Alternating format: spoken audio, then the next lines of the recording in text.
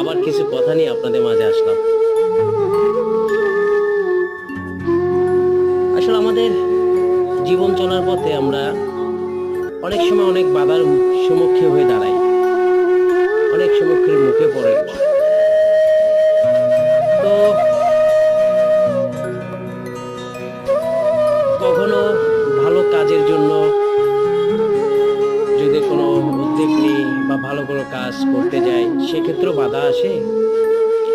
আর খারাপ বিষয়টা তো আসলে ভালো, কেননা খারাপ বিষয়টা বাধা আসুক এটা আমরা চাই।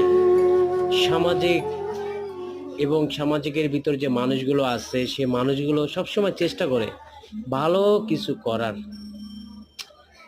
এখন বর্তমানে সমাজে কিছু মানুষ আছে, তারা ভালো খারাপ এগুলো যাচাই বাছাই করে না। সে কি করতেছে, কোন স্থানে আছে।